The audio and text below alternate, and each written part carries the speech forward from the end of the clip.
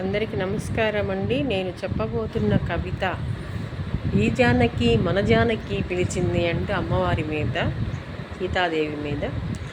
ఈ జానకి మన జానకి పిలిచింది భక్తులను, భద్రాద్రి రాముని కోవెలకు రమ్మని పిలిచింది.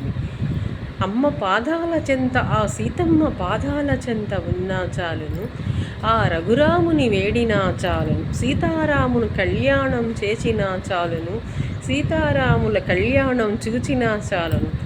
మన జన్మ ధన్యమంట ఆ జగదభిరాములను కొలుచుట, జగములు నేలే జగదభిరాముడు ఇంటింటా పూజలందుకొని నిత్య కళ్యాణ రాముడై, భద్రాద్రి రాముడై, అయోధ్యారాముడై వెలిసెనంట.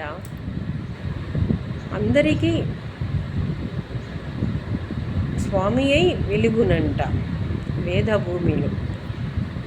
రమ్మని పిలిచింది మన అమ్మ జానకి, రఘురాముని చెంతకు రమ్మని పిలిచింది మన అమ్మ జానకి.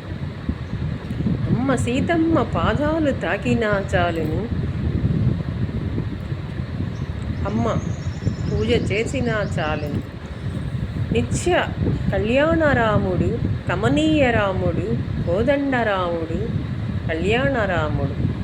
ఈ రాముని కొలుచుట, ఆ సీతారాముని కొలుచుట ఎంతటి భాగ్యమో, ఎంతటి ధన్యతో.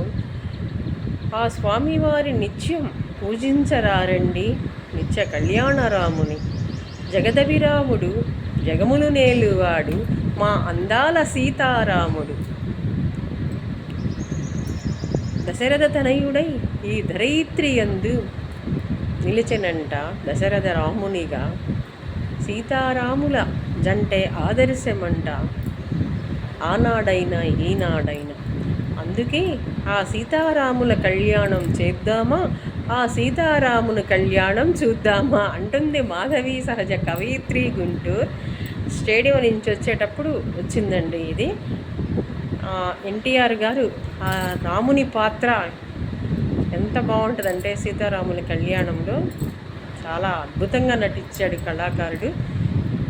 నిజంగా వారు ఎన్నో పాత్రలు అవలీలగా నటించిన అందాల నటుడు, అందాల రాముడు.